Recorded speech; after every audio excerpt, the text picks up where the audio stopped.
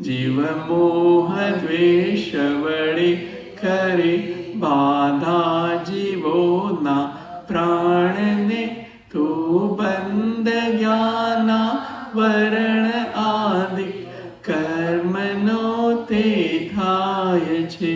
કર્મે મલિન જીવ ત્યાં લગી પ્રાણો ધરે છે ફરી ફરી. મમતા શરીર પ્રધાન વિષય જ્યાં લગી છોડે નહીં. કરી ઇન્દ્રિયાદિક વિજય ધ્યાવે આત્મને ઉપયોગને, તે કર્મથી રંજિત નહીં. ક્યમ પ્રાણ તેને અનુસરે. અસ્તિત્વ નિશ્ચિત અર્થનો કો અન્ય અર્થે ઉપજતો, જે અર્થ તે પર્યાય છે જ્યાં ભેદ સંસ્થાનાદિનો. સુધી લઈએ. તો આ બધી ગાથાઓમાં આપણે શું જોયેલું કે 4 પ્રાણોથી જીવ પૂર્વે જીવે છે, જીવશે અને જીવતો હતો. આ પ્રાણ તો પૂદગલ દ્રવ્ય નિષ્પન્ન છે. આ બધા દ્રવ્ય પ્રાણો છે એ પૂદગલોથી બનેલા છે. જે આપણે જોઈએ છે ને, શરીર છે, 5 ઇન્દ્રિયો છે, એ પૂદગલથી બનેલી છે. એ રીતે જીવ અનાદિકાળથી આ 4 પ્રાણોથી જીવે છે. એને બળ પ્રાણ કહીશું. મન વચન કયા બળ પ્રાણ, ઇન્દ્રિય પ્રાણ, આયુષ્ય અને શ્વાસોશ્વાસ, એ 4 પ્રાણથી અનંતકાળથી જીવ જીવે છે. શા માટે એ આ પ્રાણો ધારણ કરે છે? મોહાદિ કર્મ નિબદ્ધ. 148 કહે છે ને કે એ મોહ આદિ કર્મ, મોહ રાગ દ્વેષ આદિ કર્મથી નિબદ્ધથી સંબંધ પામી પ્રાણનો જીવ કર્મફળ ઉપભોગ કરતા બંધ પામે કર્મનો.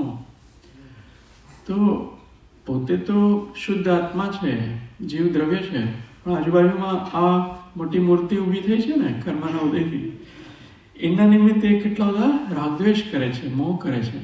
મોહમાં એ મારો માને છે આ દેહને, અને ઘણી બધી વસ્તુઓને મારી માને છે. ઇવન રાગદ્વેષને મારા માને છે.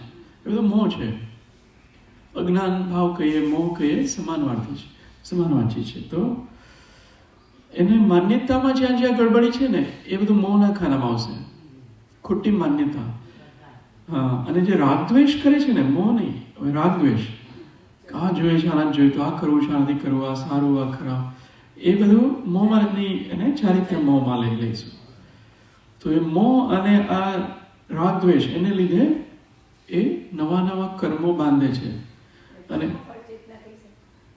હા, કર્મફળ ચેતના છે ને, એ સુખ દુઃખનું વેદન છે. કર્મ ચેતનાને કહી શકીએ. કર્મ ચેતનામાં ઈચ્છાઓ બધી ઉત્પન્ન થાય છે ને, એને લીધે આ કર્મો બંધાય છે. બધું ચારિત્ર મૌનીમાં. અત્યારે જે સ્વાધ્યાય કરવાનો ભાવ થાય છે, અહીંયા આવે પ્રાણભાઈ, એ પણ ચારિત્ર મોહમાં આવશે. એ લોભ છે, પ્રશસ્ત લોભ, હે ને. બધું આપણે ચેરમાં ટેકો દઈને બેસીએ એ પણ ચારિત્ર મોહ છે. શરીરને સાચવીએ છીએ ને, નીચે થોડુંક આમ તકલીફ પડતી હોય તો એ બધા ચારિત્ર મોહ છે. જમવાનો ભાવ થવો એ પણ ચારિત્ર મોહ છે. નાવા ધોવાનું આ તે બધું ચારિત્ર મોહમાં આવી જાય છે. મુનિ મહારાજને પણ સંજ્વલન નામનો ચારિત્ર મોહ છે.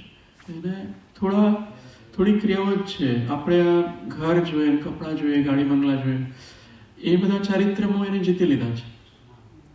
એને હવે બહુ થોડા જ રહ્યા છે. આપણે ઘણા બધા છે. લિસ્ટ કરવા જાય તો આખી લાઇબ્રેરી ભરાઈ જાય, એટલું લિસ્ટ, એટલા મોહ છે. તનબંધી સંસારનું કારણ.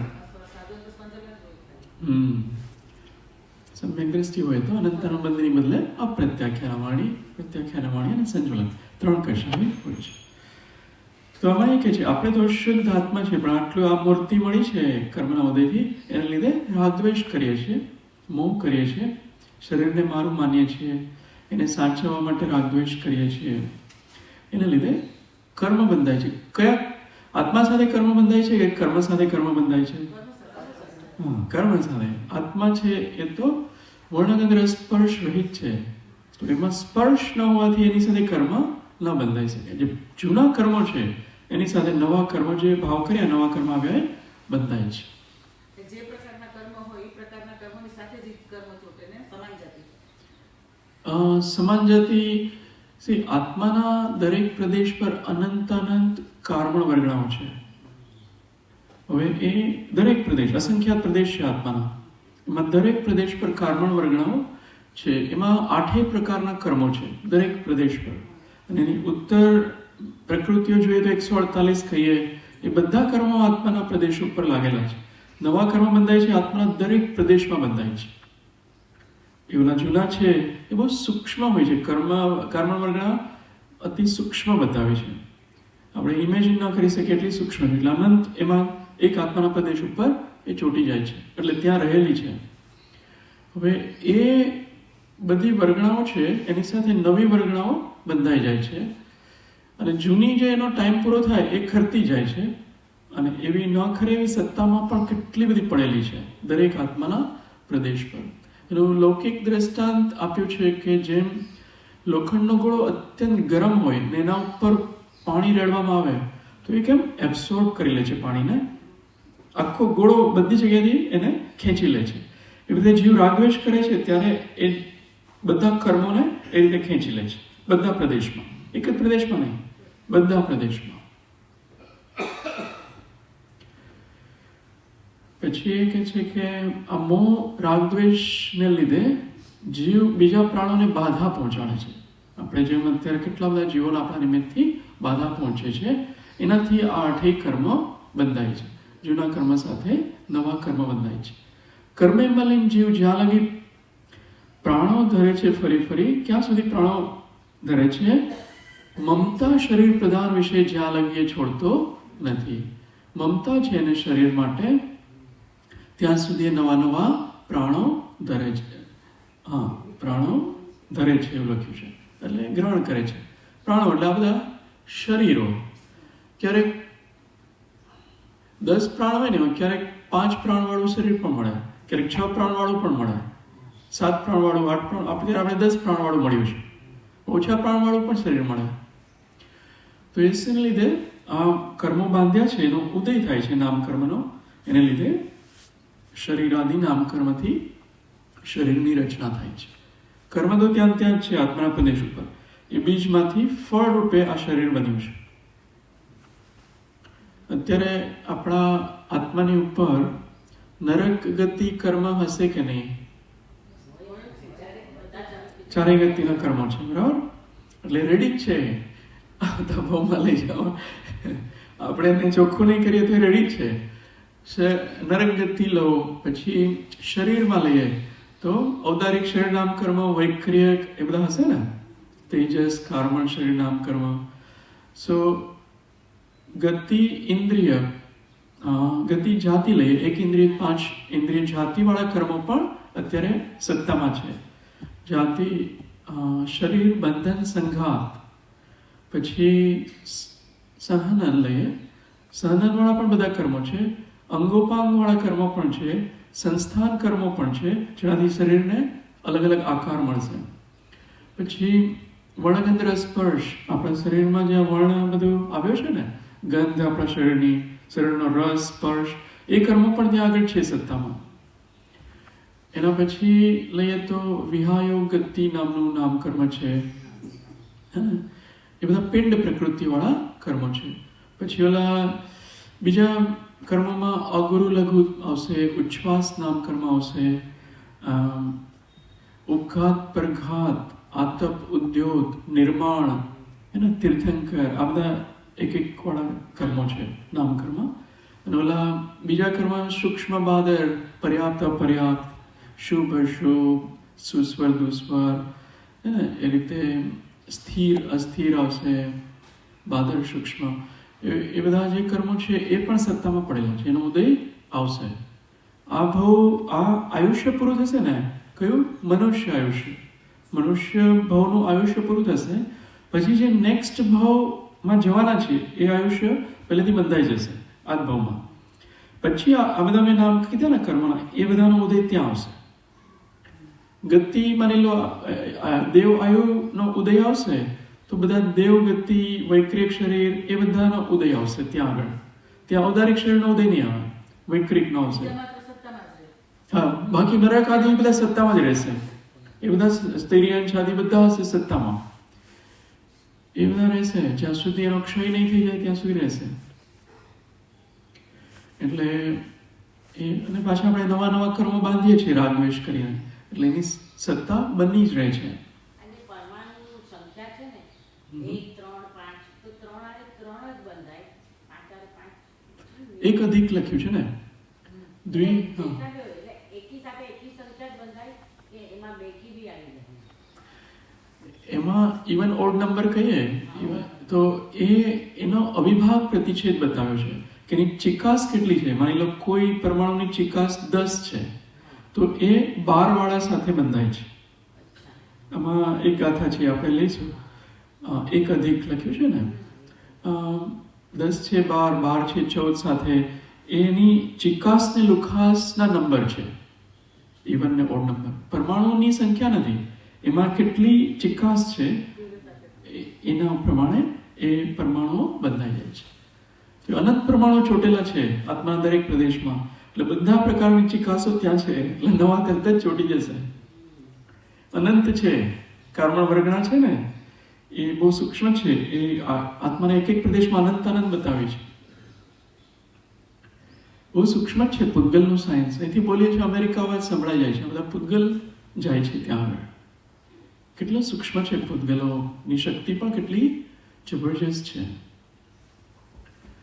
દેવ પ્રતિમા, હા, દેવ પર્યાયમાં એ વખતે ગયા આવતા ભાવનું એ જાણી શકે.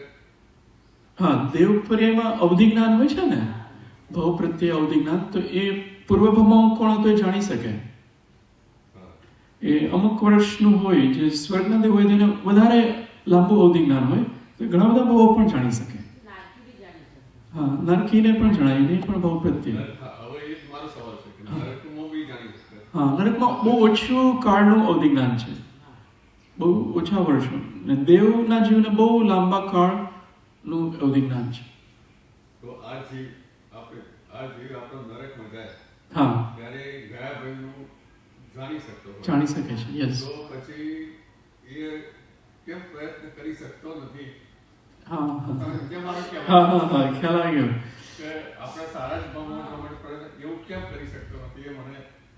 હા, એ છે ને દર્શન મોહની અને ચારિત્ર મોહનીના ઉદયનું એટલું મહાત્મા કહીએ, બળ કહીએ, એનો પ્રભાવ છે કે પુરુષાર્થ એ નથી કરતો. દર્શન મોહનીમાં એને શ્રદ્ધા ન હોય, માની લો ત્યાં નરકમાં મિથ્યા દ્રષ્ટિ છે, તો શ્રદ્ધા ન હોય તો હજુ એને આ બધું હંબક બી લાગે કે આવું તો કંઈ આત્મા જેવું કંઈ હોય નહીં, હું શુદ્ધ થઈ શકું નહીં. ભલે ને પેલાના ભાવમાં હતો પણ આ ભાવ નવો ભાવ, અને પછી એક ભાવ મળશે, ભાવ તો ચાલ્યા જ રાખવા, એવી શ્રદ્ધા હોય એને.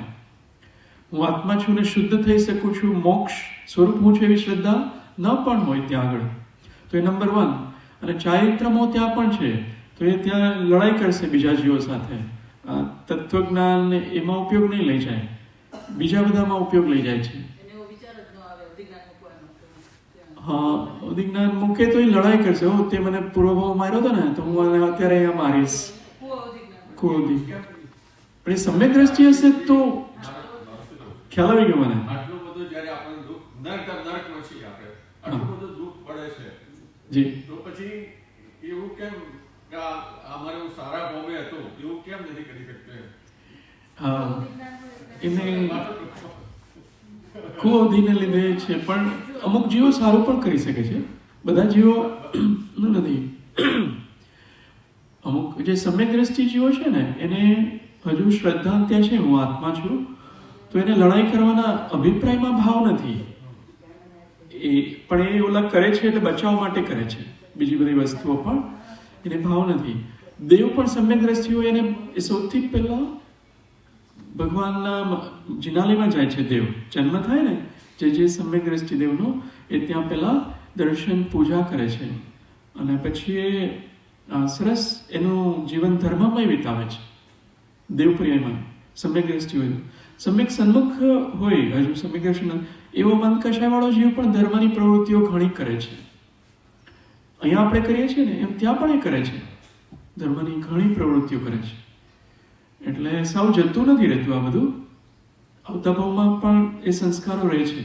અહીંયા જેટલા ધર્મના સંસ્કારો છે આવતા ભાવમાં પણ કેરી ફોરવર્ડ થશે. હાજી, માઇક લઈને બોલો તો આમાં છે ને રેકોર્ડ, 2 માઇક રાખવા જોઈએ.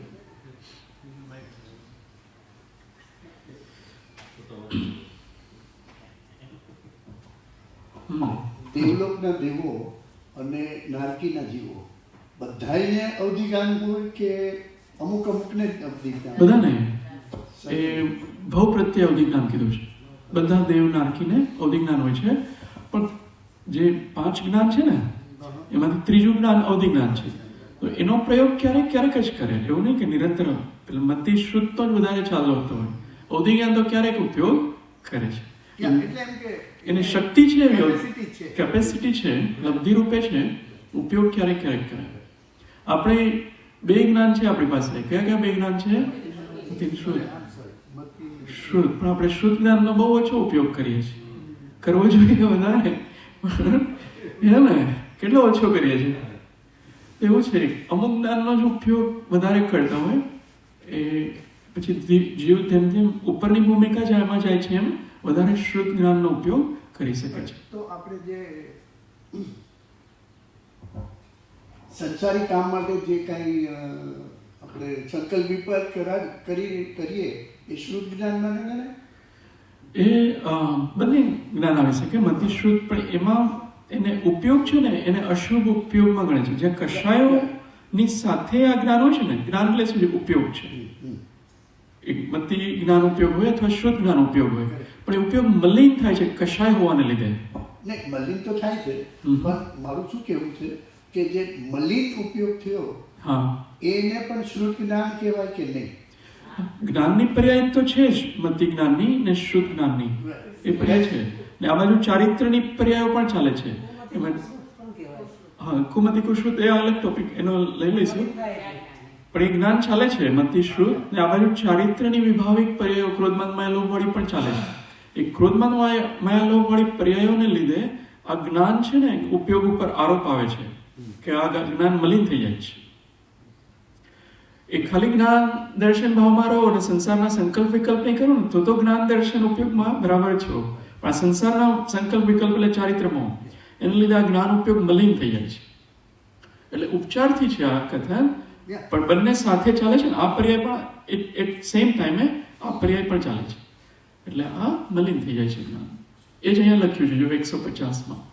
કર્મે મલિન જીવ ત્યાં લગી પ્રાણો ધરે છે ફરી ફરી, મમતા શરીર પ્રદાન વિશે જ્યાં લગી છોડે નહીં. આ શરીર મુખ્ય કરીને જે બધા વિષયો છે એમાં મમતા નહીં છોડે ત્યાં સુધી નવા નવા પ્રાણો ધરતો જ રહેશે, નવા નવા ગતિઓમાં એ ભટકતો જ રહેશે. એ મમતા છોડતો નથી. કેટલી બધી મમતા છે, એ છોડે તો પછી આગળ વધી શકે. આપણો સમય કાફી થઈ ગયો, આગળ લઈએ વિષય. હાજી, માઇક છે. હા,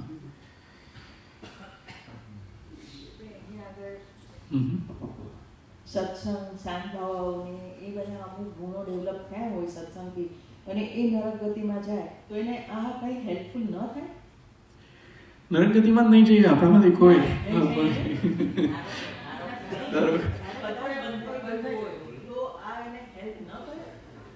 એ પછીના ભાવમાં હેલ્પ કરશે, નરકમાં એટલું બધું હેલ્પ નહીં કરી શકે. નરકનું એ દ્રવ્ય ક્ષેત્ર કાળ જેવા હોય ને એવા ભાવ થાય છે. ત્યાં તમે ગમે એટલા સારા કર્મો લઈને ગયા હોય ને તો પણ ત્યાં એવું વાતાવરણ છે કે તમે ધર્મ ન કરી શકો, લડાઈ વગેરે જ કરવું પડે. સામેથી એટલા લોકો છેદન ભેદન કરવા આવે એટલે તમે તમારો બચાવ કરવા જશો જ, કશાય સહજ ઉત્પન્ન થશે. અહીંયા માનેલો બહુ ખરાબ વાતાવરણ હોય તો કશાય ઉત્પન્ન થશે ને. ત્યાંનું વાતાવરણ બહુ જ પેલું છે અનહાર્મોનિયસ, શું કહેવાય એને, એ કોમ્પ્લિમેન્ટિંગ એન્વાયરમેન્ટ નથી. બીજા કોઈ એવા ક્ષેત્રમાં જાઓ ને ત્યાં બહુ કશાય થઈ શકે, જ્યાં બહુ જ લડાઈ ઝઘડાવાળું વાતાવરણ હોય ને કે આપણે ગમે એટલા ધાર્મિક હોય તોય આપણે ફસાઈ જઈએ. એટલે ત્યાં સત્સંગને એવું નથી થઈ શકતું નરકમાં, પણ એના પછી એક સારું કર્મ બાંધ્યું છે એના પછીની જે ગતિ હશે એમાં કામ લાગશે. એટલે સારું કર્મ બાંધ્યું છે નિષ્ફળ નહીં જાય, કામ તો લાગશે જ. ને આપણે આપણામાંથી કોઈ નરકમાં શા માટે ના જઈ શકે? માંસ ખાતા હોય એ નરકમાં જાય, પછી પર સ્ત્રી સેવન અથવા જે સપ્ત વ્યસન છે એ વાળા જીવો નરકમાં જઈ શકે. એવા મોટા પાપ, મોટી ચોરી કરતા હોય, 5 મોટા પાપો કરતા હોય ને એ નરકમાં જાય છે. એટલે આ જૈન લોકો અને એ લોકોના ચાન્સ તો બહુ જ રહે છે. આપણે લોકોને નરક તો ના જોઈએ, માયાચારી કરીએ તો વર્ષમાં વર્ષ તિર્યંશમાં જઈ શકીએ, બાકી મનુષ્ય અને દેવગતિના ચાન્સ વધારે હોય છે. કંઈ નહીં, આપણે વ્રતવાળ હાજી એટલે પ્રભુ જે ગતિમાં જઈએ એને અનુકૂળ બધા આપણા કર્મો ઉદયમાં આવે ને. હા, એ રૂપ બધા કર્મો ઉદયમાં આવે છે. એટલે નરકમાં પણ તમે જાઓ, ક્રોધવાળા કર્મ ત્યાં વધારે ઉદયમાં આવશે. હા, તો એને નરક ગતિને લગતા જે બધા કર્મો એ જ ઉદયમાં આવી જાય. હા, એટલે આપણે કાંઈ કરી ના શકીએ બીજું. ત્યાં પુરુષાર્થ થોડો ઘણો કરી શકે, ત્યાં બહુ ઓછા જીવ કરી શકે એવું કહીશું. ત્યાં સમ્યક દર્શન પ્રાપ્ત કરી શકે, અનાદિકાળ મિથ્યા દ્રષ્ટિ પણ સંકિત પ્રાપ્ત કરી શકે. વેદનાને લીધે એટલી વેદના થાય પછી એને કંઈક તત્વ વિચાર જાગે અને સંકિત પણ પ્રાપ્ત કરી શકે. પણ એવા જીવો બહુ ઓછા હોય, એટલે નરકમાં જવાનું કોઈ પ્રિફર નહીં કરવાનું, ત્યાં જઈને કંઈક કરી શકે. મજાક કરું છું. અને પછી ત્યાં જે આપણે ધર્મ કર્યું હોય એ જે સંસ્કાર છે અને એ પુણ્ય સાથે નરકમાં જતા હોય તો એમને એટલો લાભ મળી શકે છે કે પહેલાથી ત્રીજા નરકમાં જે એમના મિત્ર દેવ છે એ આવીને એમને સંબોધન આપે છે અને એ એમને સાંભળવાનું મળે અને એમાં એમને સમય દર્શન પણ થઈ શકે. તો એવું એક બેનિફિટ છે. બરાબર, પુણ્ય જે કર્યા હશે કામ તો લાગશે. બરાબર છે, હે ને? તો હાજી, સંકેતનું પાકું કરી રાખી દેજો. હા હા, સંકેત લઈને અને એટલું સંકેત નહીં પણ આપણે રત્નત્રયની સાધના આ ભાવમાં કરી લેવાની. ગોલ તો મોટો જ રાખવાનો, મુનિ બનવાનો ગોલ એક ધ્યેય રાખવાનો, આરિકા માતાજી બનવાનો ધ્યેય રાખવાનો. શું તમે નાનો ગોલ રાખીએ, મોટો રાખવાનો ને એ પણ ઇન્ટરિમ ગોલ છે. પછી આ ભાવ પછી પણ પાછું મુનિ બનવું પડશે, હે? એટલે હજી સંકિતની જે વાત છે ને તો એમાં એક શ્રાવક છે અને એક સાધુ છે, બંને હજુ સંકિતી નથી એટલે મિથ્યા દૃષ્ટિ છે. જે સાધુ છે મહાવ્રતી છે એમને ખ્યાલ છે કે હજુ મને જે સમય દર્શન હજુ બાકી છે, બંને પુરુષાર્થ કરે છે. તો એમાં બંને એમને જ્યારે કાળ લબ્ધિ આવશે એ પ્રમાણે એમને થશે, પણ એમાં પુરુષાર્થ વધારે કોનું રહેશે અને આગળ જ્યારે સમય દર્શન થાય એ તો વસ્તુ જુદી છે, પણ લક્ષ્ય એ પ્રમાણે કરીને પુરુષાર્થ કરતા હોય તો એટલે આગળ ગતિમાં સારું કેને વધારે રહેશે. સામાન્ય અપેક્ષા મુનિ જે છે, દ્રવ્યલિંગી મુનિ કહીએ, એમને વધારે અંતર્મુક્ત રહેશે. ગ્રહસ્થમાં સંકલ્પ વિકલ્પો ગ્રહસ્થીમાં વધારે હોય છે, કષાયવત થવાના ચાન્સીસ વધારે હોય છે. મુનિ અવસ્થામાં એ ઓછા હોય છે. ઇન જનરલ કહું છું તો મુનિ અવસ્થામાં સાધના વધારે કરી શકાય. એટલે આપણામાં એવું પણ છે ને કે પહેલા ગુણસ્થાનમાંથી સીધા 7મા ગુણસ્થાનમાં જાય છે. દીક્ષા લઈ લીધી, હજુ તો કંઈ ખબર નથી, તત્વનું જ્ઞાન નથી, અને પછી એને જો સમ્યક દર્શન થઈ જાય તો 7મા ગુણસ્થાનમાં જશે. બરાબર, પણ એમાં છે એને પોતાના ફિલિંગ છે, ખ્યાલ છે કે ભાઈ મને હજુ સમય દર્શન છે નહીં, હું ભલે વારથી સાધુ થયો, પછી એ પ્રમાણે પુરુષાર્થ કરે તો થાય, તો થશે. હા, બાકી પોતાના માને છે કે હું તો ભાવલિંગી છું અને હજુ એવી એમની અંદરની સ્થિતિ દશા નથી, તો એ જે શ્રાવક છે એ સમય દર્શન માટે પુરુષાર્થ કરે એ આગળ જાય છે. અને પેલી મુનિ છે પણ એમને ખ્યાલ નથી કે જે કરે છે પુણ્ય બાંધે છે. હા, તો આવું થાય. એટલે ઘણા સાધુ જે ઇન જનરલ કહું છું કે એ લોકો કહેતા હોય અમારે સંકિત નથી, તો એને પ્રાપ્ત કરવાના ચાન્સીસ વધારે છે. હા, એક ગાથા લઈએ તો સમય થઈ જશે, પછી થોડા Q&A લઈશું. નર નારયતિ તિર્યસુરા સંધાણાદિ અર્ણહાજાદા. જો હું બીજા નર નારયતિર્યસુરા સંદાણદિહિમ અર્ણહાજાદા પચ્ચાયા જીવાણમ ઉદયાદિહિમ નામકમ અસ. બધા સાથે લઈશું. તિર્યંચ નારક દેવ નર એ નામ કર્મો દય વડે છે જીવના પર્યાય જે વિશિષ્ટ સંસ્થા નાંદિકે. વાંચો, થોડું મોટેથી વાંચો અવાજ. મનુષ્ય, નારદ, તિર્યંચ અને દેવ એ નામ કર્મના ઉપદાયકને ઉદયાદિકને લીધે જીવોના પર્યાય છે કે જેઓ સંસ્થાનાદિ વડે અન્ય અન્ય પ્રકારના હોય છે. અહીંયા જે રાગદ્વેષ મોહ વગેરે કર્યા ને એને લીધે કર્મ બંધાયું. એ મનુષ્ય ગતિ આદિ કર્મ જે બંધાયા એને લીધે આ 4 પર્યાયો મળે છે. કોઈ એટ એ ટાઈમ એક પર્યાય નામ કર્મના ઉદયને લીધે એ જીવોની પર્યાય છે અને એમાં અલગ અલગ સંસ્થાન હોય છે, આકાર હોય છે. એ અહીંયા કહે છે ટીકા. નારદ, તિર્યંચ, મનુષ્ય અને દેવ એ જીવોના પર્યાય છે. તેઓ નામ કર્મરૂપ પૂતગલના વિપાકને કારણે અનેક દ્રવ્ય સંયોગાત્મક છે. તેથી જેમ તૃષાનલ, અંગાર વગેરે અગ્નિના પર્યાયો ભૂક્કારૂપ, ગાંગડારૂપ ઇત્યાદિ સંસ્થાનો આકારો વડે અન્ય અન્ય પ્રકારના હોય છે, તે જીવના તે નરકાદિ પર્યાયો સંસ્થાનાદિ વડે અન્ય અન્ય પ્રકારના જ હોય છે.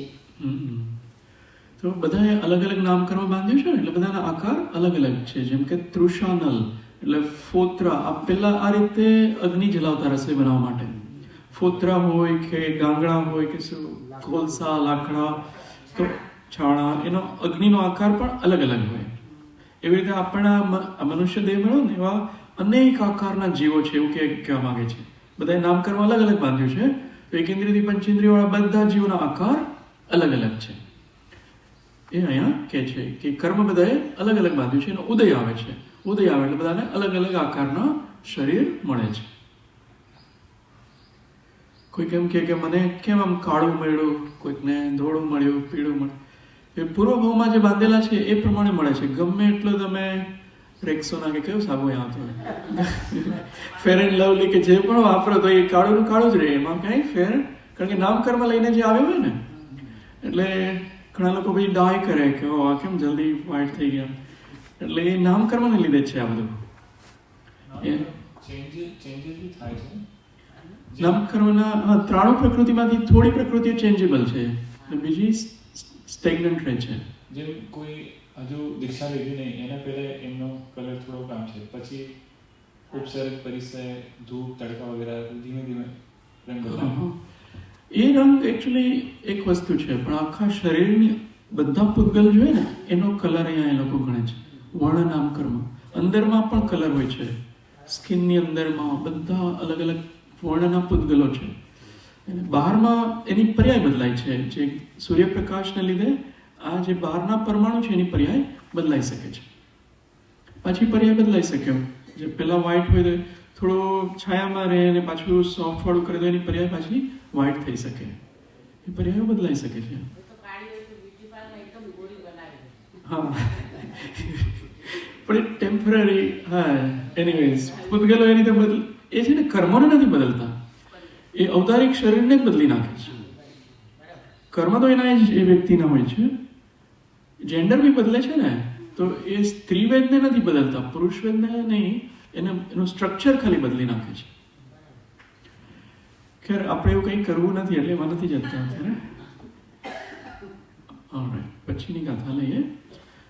તમ સ્વભાવણિબદ્ધમ દવ સહાવમ તિહાસમ ખાદમ જાણ દિજો સવિયપ્પમ ણમુહદીસો અર્ણદવીયમ હિ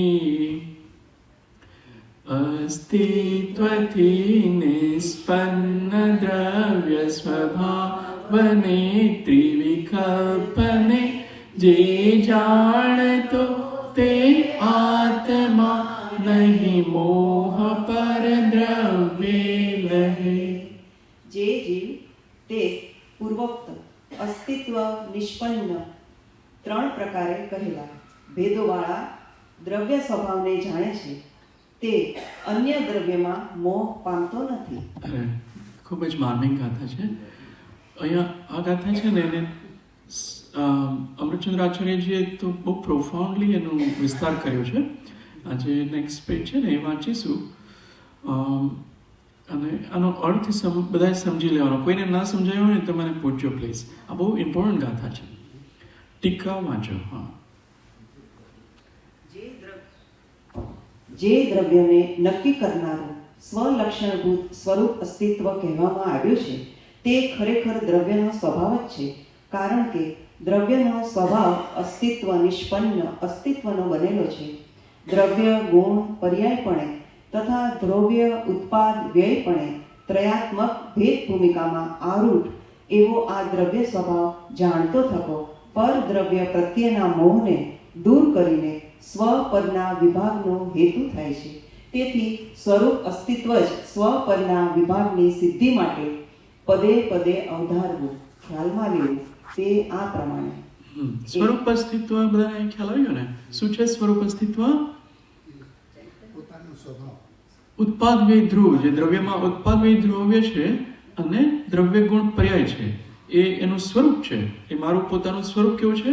ઉત્પાદ વ્યય દ્રવ્ય વાળું અને દ્રવ્ય ગુણ પર્યાય વાળું.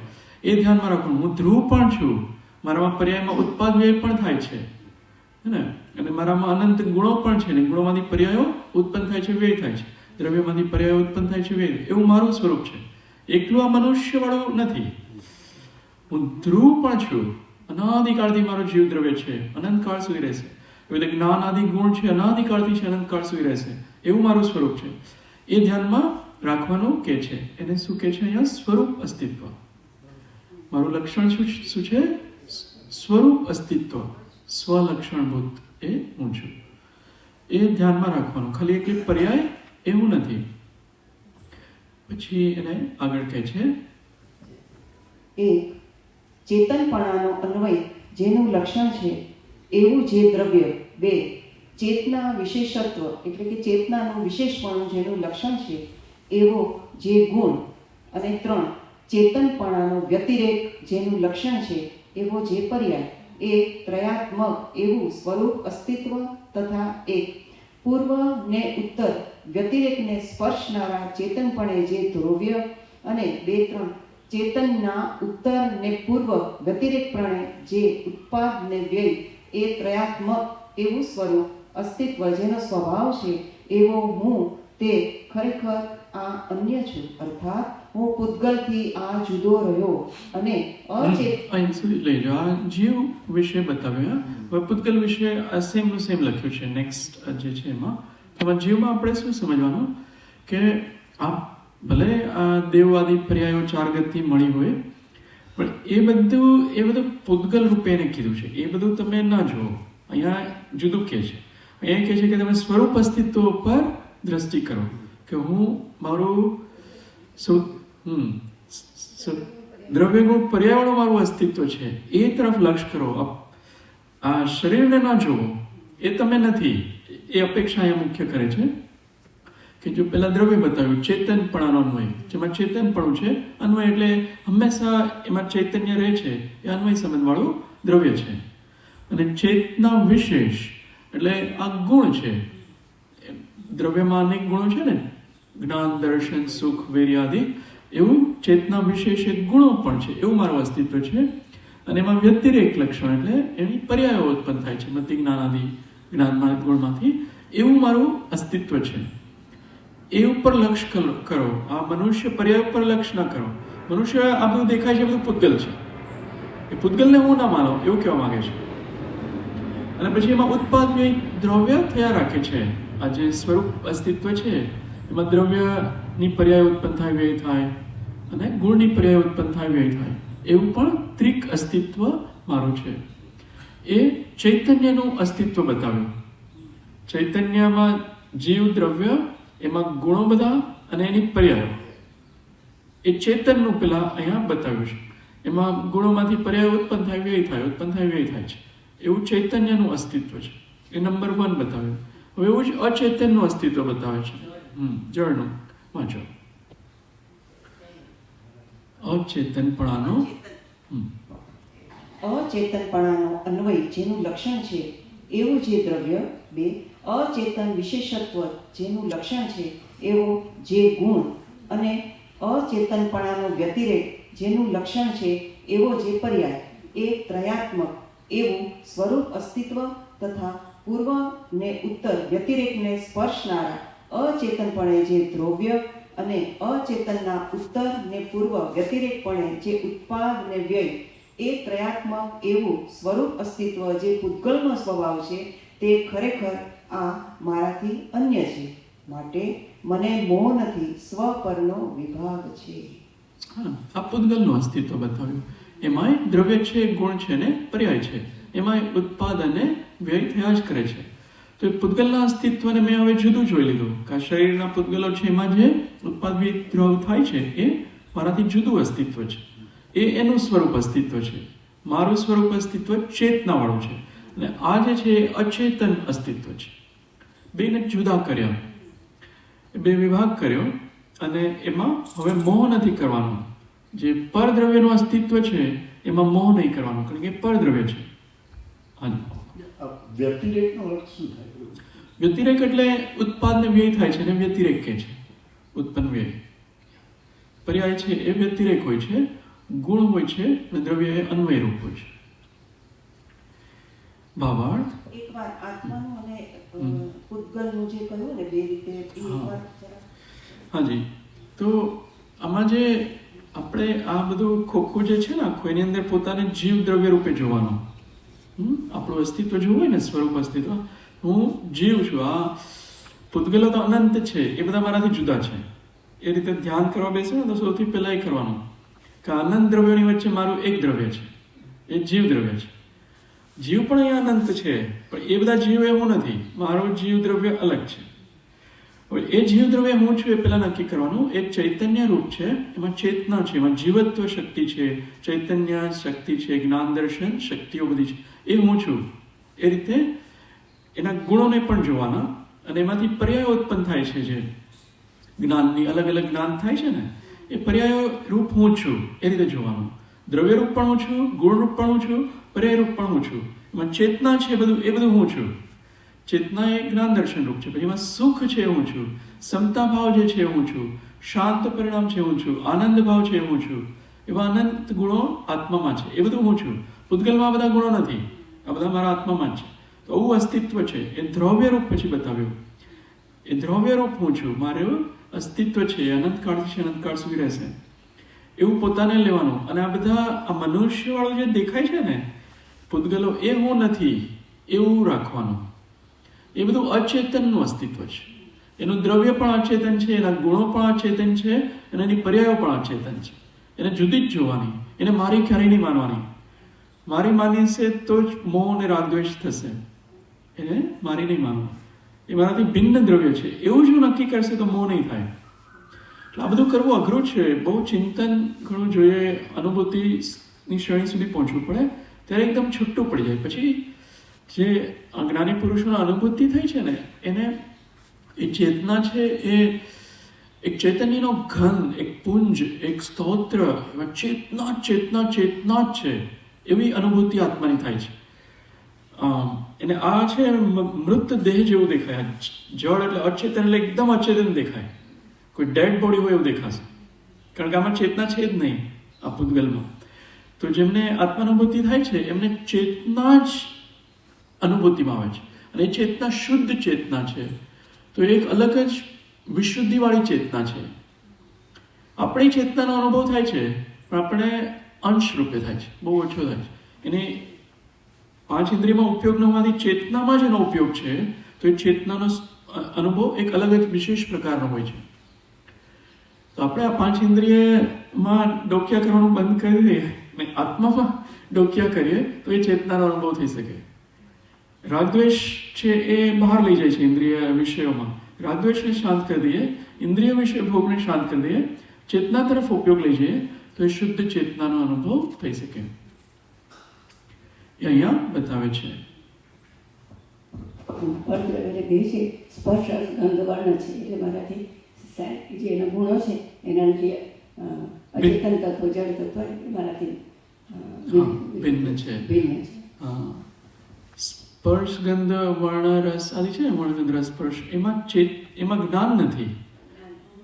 એ કુદકુંદાચાર્ય ગાથા આપી છે કે સ્પર્શ કંઈ જાણે નહીં, સ્પર્શમાં જ્ઞાન ગુણ નહીં, એ રીતની ગાથા છે. તેથી સ્પર્શ જુદું જ્ઞાન જુદું એમ જીન દેવો કહે. હે ને, આમાં જ્ઞાન ગુણ નથી. આ બધા પૂતગલો છે એમાં સ્પર્શ છે ઠંડો ગરમ, એમાં જ્ઞાન ગુણ નથી. જ્ઞાન ગુણ પોતાની ચેતનામાં જ છે, એ અહીંયા બતાવે છે. આપણે એમાં ભાવાર્થનો સમય હવે નહીં રહે, મારે આ પણ વચનામૃત પણ આપણે વાંચીશું. આનો એક ફોટો બી જોઈ લઈએ. જો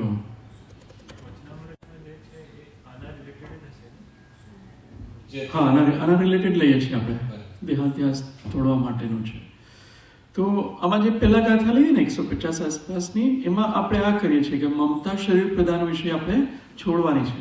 આપણે લખવાનું કે ક્યાં ક્યાં મમતા થાય છે. ઘણી વાર ખબર બી નથી હોતી કે શેમાં શેમાં રાગ છે. ઘણાને ઘરમાં રાગ હોય, ઘણાને ઘરના કલર વોલમાં બી રાગ હોય, ઘણાને ઓલા કર્ટન્સ હોય ને, મારે અવાજ જોઈએ, અવાજ એટલે એ પ્રત્યે રાગ છે.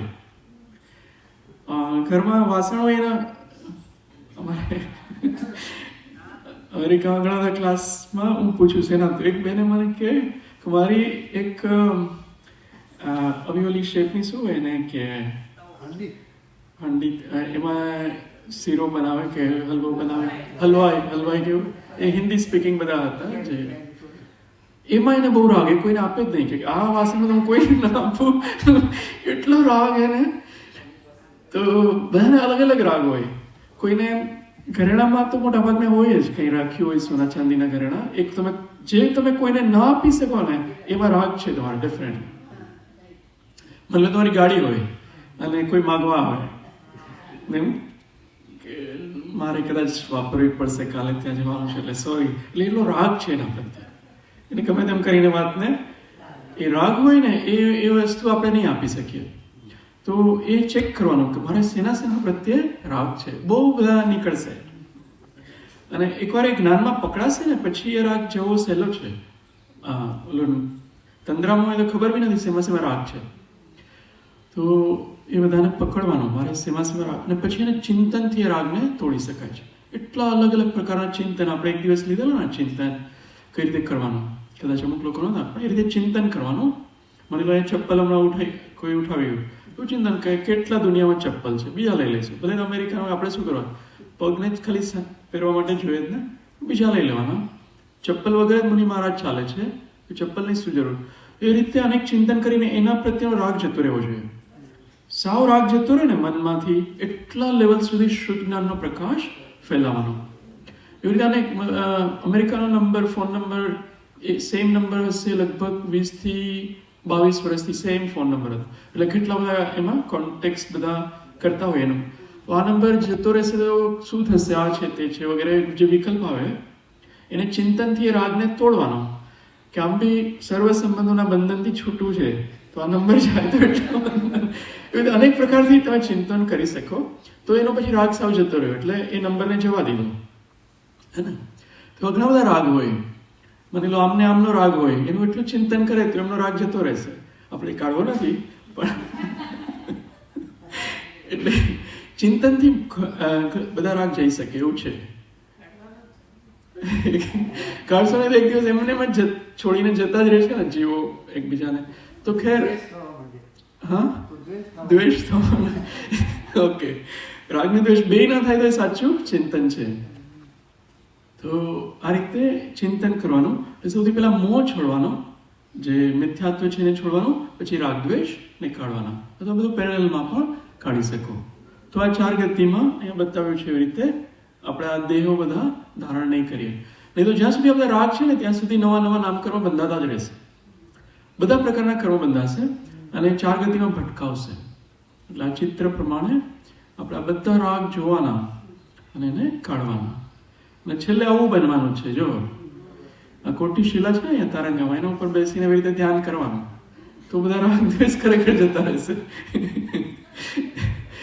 એ જ્ઞાન દર્શન ઉપયોગમાં રહેવાનું છે ને, એ જ્ઞાન દર્શન ઉપયોગમાં રહેતા શીખી જવાનું. એ જ હું પોતે છું. આ બધું હું નથી. આ બધા વિચારો, વિકલ્પો, વાણી, એ બધું હું નથી. જ્ઞાન દર્શન એનું સ્વસંવેદન કરવાનું. તો પછી એક દિવસ દેહધારીમાંથી અદેહવાળા દેહાતીત થઈ જઈશું. આ બધા ચિત્ર છે આપણે 153 છે એની પણ આ 4 ગતિના જીવો રિલેટેડ કોઈ ચિત્ર છે આમાં. એનું અસ્તિત્વ આ બધું છે એનાથી જીવનું આ દ્રવ્યગુણ પર્યાય અલગ છે એ બતાવે છે. સ્વરૂપ અસ્તિત્વ અહીંયા જો આપણે આજે વાંચ્યું ને એ અહીંયા છે. ચેતનનું દ્રવ્યગુણ પર્યાય અને ચેતનનું ઉત્પાદ વેધ્રુવ, અને પૂતગલનું પણ અચેતન દ્રવ્યગુણ પર્યાય અને અચેતન ઉત્પાદ વેધ્રુવ, બંનેના અસ્તિત્વ અલગ છે. અને ઉપર ભેદ વિજ્ઞાનથી જોવાનું કે આમાં તો અચેતન છે, એનું દ્રવ્ય અચેતન છે, ગુણ પણ એના અચેતન છે, વર્ણ રસ પ્રસાદી અચેતન છે, એની પર્યાયો પણ આ બધી કલર બદલાય છે, વર્ણ રસ બદલાય, બધી અચેતન છે. એટલે ચિંતન કરવાનું અને ઉપયોગમાં રહેવાનું, જ્ઞાન દર્શન ઉપયોગમાં, હે ને, એ અહીંયા બતાવ્યું છે. સમય સાકાર નથી જેના દર્શનમાં નિરાકાર. હા, એમાં કોઈ વિકલ્પ નથી એટલે નિરાકાર છે. એમાં કોઈ આવો આકાર છે એવું દેખાતું નથી. સામાન્ય પ્રતિભા છે, દર્શન છે. સાકાર આ બધું જેમ કે વિશેષ દેખાય કે આ શાંતિનાથ ભગવાન છે, એ જ્ઞાન ઉપયોગ છે. અને અહીંયા પ્રવેશ કરીએ સ્વાધિખંડમાં ત્યારે સામાન્ય પ્રતિભાસ થાય છે, પેલા એને દર્શન કહે છે. એમાં કોઈ એવો વિકલ્પ નથી કે અહીંયા ભગવાનની પ્રતિમા છે, આ છે ક્યાં. સામાન્ય જે દર્શન છે એ નિર્વિકલ્પ કહ્યું છે, એ નિરાકાર છે. દર્શન નિરાકાર છે. એના દર્શનપૂર્વક જ્ઞાન થાય છે. પેલા દર્શન હોય છે, એ પકડાતું નથી આપણને આ દર્શન થયું, પણ દર્શન પેલા હોય છે, પછી જ્ઞાન હોય છે. દર્શન નિરાકાર છે. ઉપયોગ આપણો જ્ઞાન દર્શન છે, પણ છતાં પણ શુદ્ધ અને અશુદ્ધ થઈ જાય છે. ચારિત્ર મૌનને લીધે, ચારિત્ર મૌન, ક્રોધમાન માયા લોભને લીધે જ્ઞાન દર્શન ઉપયોગ મલિન થઈ જાય છે.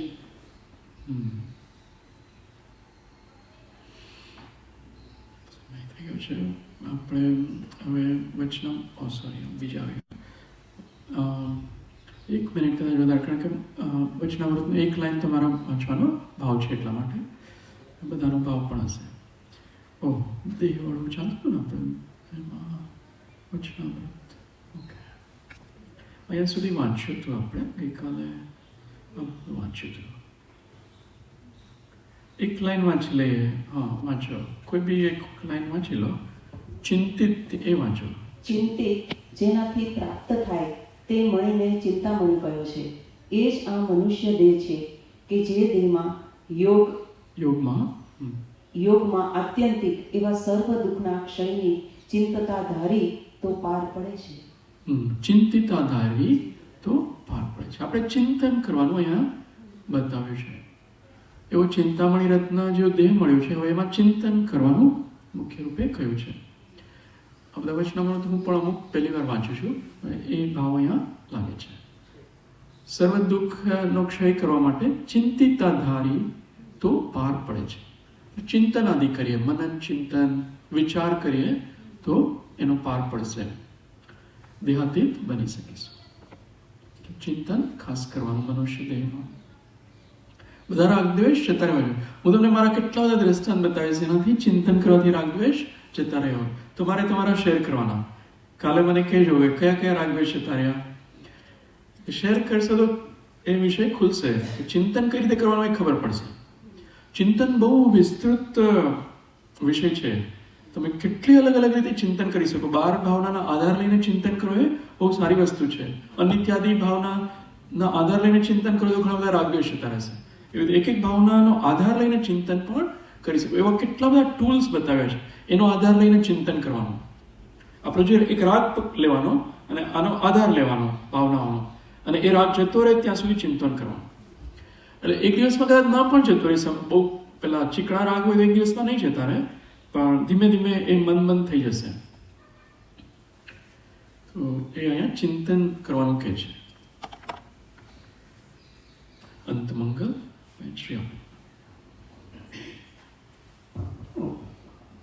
સુખધામ આનંદ